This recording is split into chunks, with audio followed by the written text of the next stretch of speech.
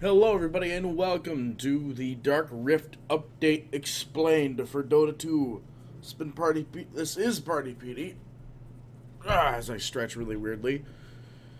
This has been Party PD and I hope you're here to enjoy some of this Dark Rift update. For those of you who want to see the Underlord run through, there will be a whole separate video for that. But we'll briefly go over it with just going through the heroes.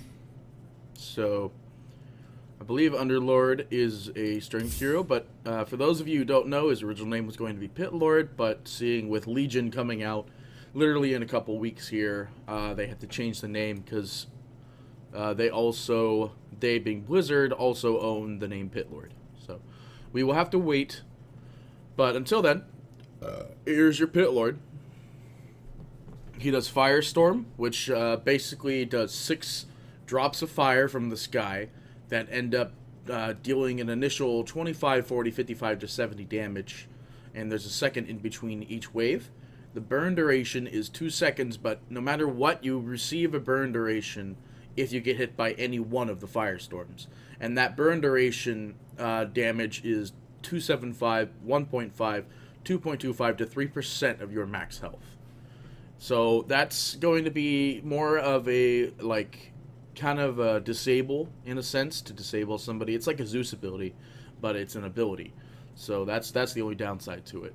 Next is the Pit of Malice, which conjures a deadly pit on the location. It makes it to where the person is stunned in that area there, kind of much like Oracle's Disable, where it just literally disables them and holds them in place.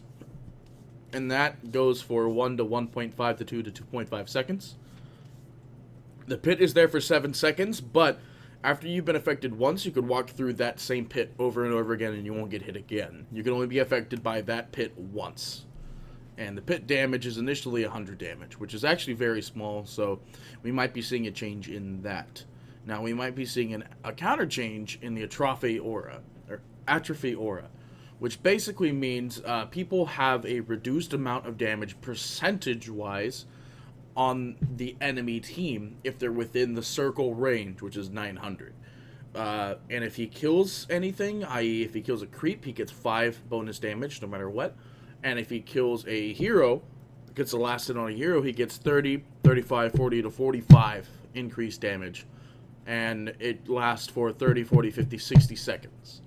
And the more OP part about this ability is that it has a damage reduction to 42% at max level, which means it could be the ultimate counter to a Legion, because it does also affect bonus damage. So, in fact, it goes directly to your bonus damage. So it's much like if you had a Vengeful and you had Underlord. Vengeful died and the person has the Devengeance aura, and then there's the Atrophy aura. It could be almost 80 to 90% damage reduction. So there is that to keep in mind. Now, here is a change that you guys might not have seen in the last patch. And by that I mean over at the All-Stars game. Because, there was 10 heroes. It was really hard to depict what's going on.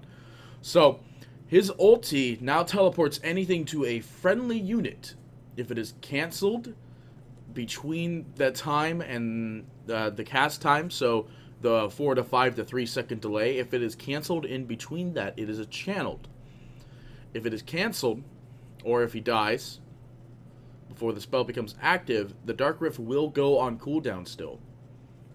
And then on top of that, you can only teleport yourself to a friendly unit. Unit being a hero, a tower, or creeps. Like, even a dominated creep will work. Because I already tested it, it's a dominated creep will work. So, with that being said, that basically makes it to where Dark Rift is 110 second boots of travel at level 16. Which makes it to where pushing is definitely something that can be overwhelming with Underlord. Because then you can go Battle Fury, and then you can go, Echo Saber. You're the ultimate wave clear at that point. And plus you'll get 20-something damage per creep wave, depending on what time it is. So, that is the loadout on Underlord. Now for the other parts of this patch. is something that people were looking at fairly well here. We're going to look. We get some new kind of stats at the end of every game. Now, it also shows who's partied as well. And who gets drops, apparently. So, basically, this is the new way to review a game. And you're able to download the replay, and it'll basically be the same thing. But this will show you the stats of each hero and their item pickups, and it's just a much nicer and cleaner and much like sleeker than the previous system of sorts. It'll show you the average skill base based on the time here, and it'll show you all the items that were picked up in between this time period. On top of that, it'll show you whether or not how they ended up playing in this certain match. Like, for instance, I really played pushing more than I did farming. I pushed for more towers than I managed to get a tower at the very beginning of the game, which led me to get a lot of gold.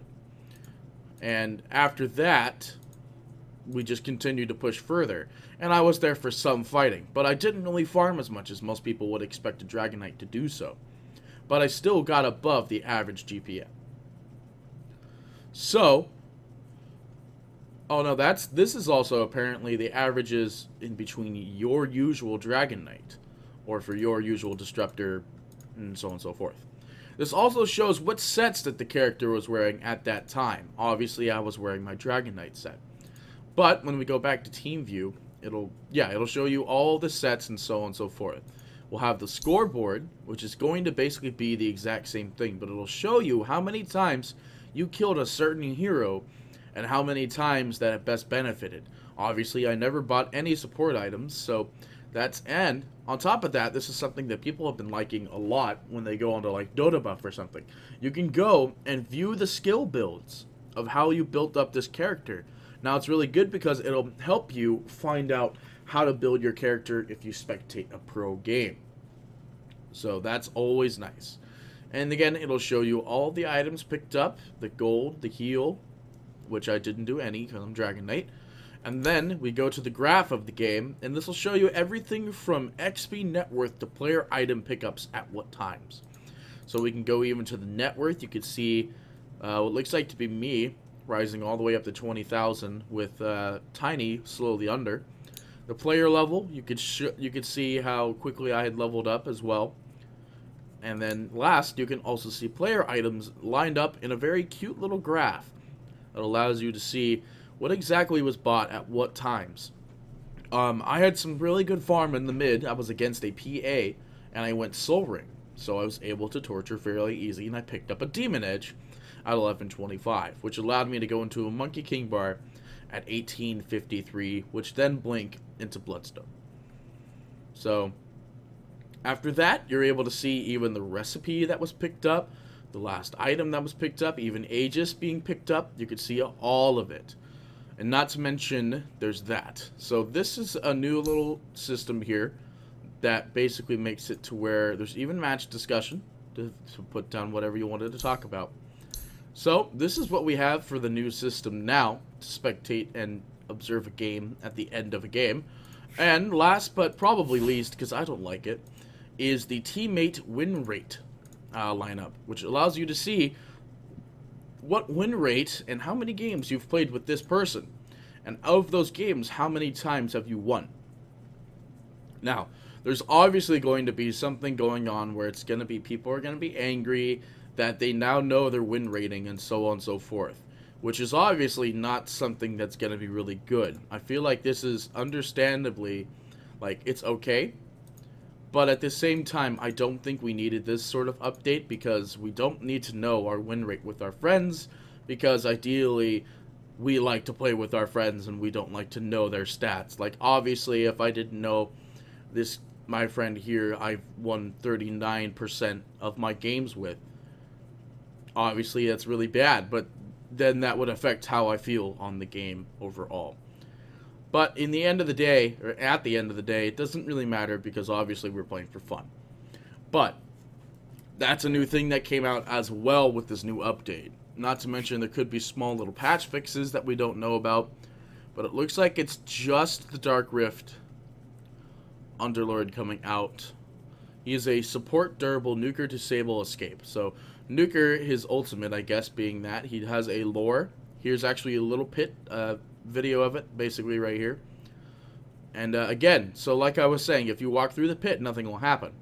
And the atrophy aura basically reduces the person's overall damage. He takes he literally will deal no damage, is what happens here. And then if he kills, he gets pickup here. And then he's able to go and kill a hero. And gets pickup off of that. So yeah. Here's all the abilities. I already told you about them. Also in this update, there's the new post-game summary. Like I told you, the new overview, scoreboard, score graphs, and teammate stats.